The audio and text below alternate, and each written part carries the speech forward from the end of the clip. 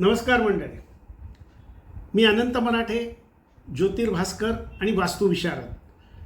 आज मी तुमच्यापुढे एक नवीन व्हिडिओ घेऊन आलो आहे, तो वेगळ्या विषयाकरता. भविष्य हा जरी आपला विषय असला तरी आज हे कोणाचं एकट्याचं भविष्य नाही, पण तुमचं आमचं सगळ्यांच्या भविष्याच्या संदर्भात मी बोलणार आहे.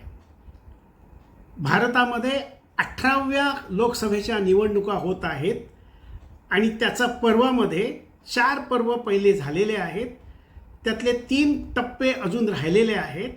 त्यातला एक टप्पा 20 तारीख, दुसरा टप्पा 25 तारीख आणि तिसरा टप्पा 1 जून रोजी होणार आहे.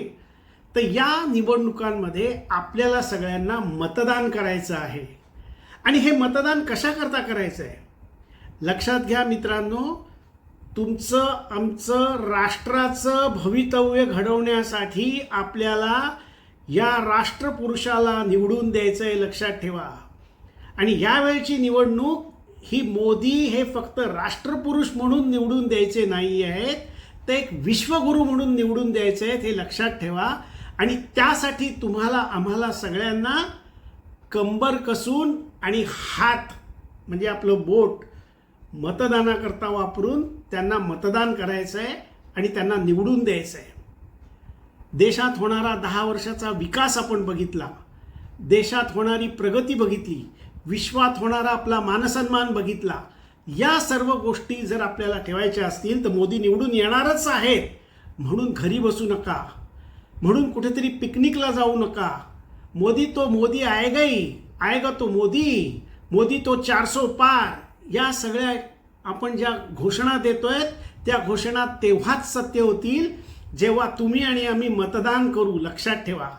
आणि हे मतदान करण्याकरता कोणत्याही प्रकारे चुकू नका, वेळात वेळ काढा.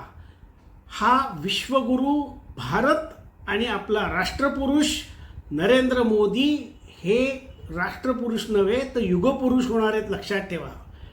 माझा गेल्या वर्षीचा व्हिडिओ मोदींच्या पत्रिकेवरती तुम्ही जर पाहिला नसेल तर माझ्या चॅनलवर जाऊन बघा. त्याच्यामध्ये मी त्या 1 वर्षापूर्वीच सांगितलं होतं की मोदी दक्षिणेमध्ये यावेळी मुसंडी मारणार आहेत आणि साधारण 350चा टप्पा पार पाडणार आहेत. पण आपल्याला आकड्याशी मतलब नाही, आपल्याला त्यांच्या यशाशी मतलब आहे. आणि त्यांना भरघोस यश देण्यासाठी तुम्ही आम्ही सगळेजण झटूया आणि 20 तारखेला, 25 तारखेला आणि 1 तारखेला मतदान करूया. आणि 4 जूनला माननीय नरेंद्र मोदी यांना पुन्हा एकदा भारताच्या पंतप्रधानपदी आपण बसवूया, हा असा निर्णय करूया, हे लक्षात ठेवा. याकरता तुमचं सगळ्यांचं सहकार्य मिळालं पाहिजे. तुमच्या सगळ्यांच्या मनामध्ये ते विचार पाहिजेत आणि हे विचार आचरणात आणावेत अशी सगळ्यांना नम्र विनंती